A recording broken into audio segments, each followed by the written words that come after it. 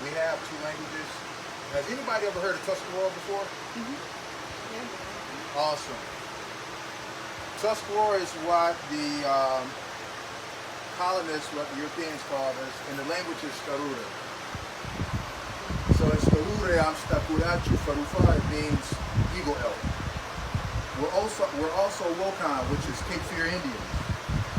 And in that language, I am Uchara Pati Witiboyi. Same thing, eagle elk. So I'm gonna let the family up here introduce themselves. My name is Ruby Lee Thigpen Whitehurst. I am the writer of Two Nations. Two Nations is the origin of my family, wherein an American Indian man married an African woman who was kidnapped and brought here by slave traders, and somehow she escaped. So Two Nations, where, like I say, American Indian and African, and Two Nations became many nations, because I have DNA from almost every race on earth, the United States, just everywhere. And so we hope to bring you Two Nations. We hope to start our play the first Saturday in May 2023 through the last Saturday in September 2023, right here on the phone. And these are some of my cast members. Justin. Yeah, my name's Justin. My last name's DeProsperous. It's an Italian name, but it's very easy to say, believe it or not. You just say DeProsperous. That's all it is. But I'm Monacan. My people come from Virginia. I do have some of my cousin tribes here in North Carolina. You may have heard of Occaneechi or Saponi. We share the same culture, same language, the Catawba as well. The Occaneechi and Saponi are actually originally from Virginia, but they were forced into land in North Carolina that nobody wanted. And many of the rivers in North Carolina are actually named after some of our other cousin tribes. They don't really exist anymore, such as the Yadkin Pedy or the Eno. Those were my people. Mostly tell a lot of us apart by the language we speak. The Tuscarora speak an Iroquoian type dialect. My people speak what most people call today a Siouan dialect. We call it Eastern Siouan. In my language, it's called Yeseneche. Some people just call it Tutelo Saponi, because without the Tutelo and Saponi people, we wouldn't have anything left of our language. But Miss Ruby tapped me to do her play, and this is actually the first time we've ever met. But this is just what I do. I've been doing living history since I was 8 years old. I still do it today. So yeah, if you are curious about my culture, I don't mind, asking questions. But that was all I had, unless you all had any questions for me. 4 years old, I believe, when Horatio Hale talked to me. But he was there when they were pushed out of their land in Virginia, and they made the trek all the way up to New York. So that it's been documented today, and the people who teach, because there's only one, maybe two, you could count the number of people who speak the language fluently on two hands. But we are trying to bring it back. I do. I'm involved in, it's a monthly meeting, and it's about 1.5 to 2 hours. He's an Occaneechi man, Corey Roberts, and he teaches us every month, so that's how I'm trying to maintain it myself. But he actually knows enough, along with a few other people, as to where we can actually figure out or make up some words that we don't have. Many of our words are gone. Like, we don't know the word for turtle. It's lost to time. We'll likely never know what it is. So that's what we're doing today. We try to take as much as we can from Horatio Hale and Juliana from the 1840s, and we're trying to today. 30 years ago, I couldn't have said that to you. It was very, it wasn't being researched, but now it is.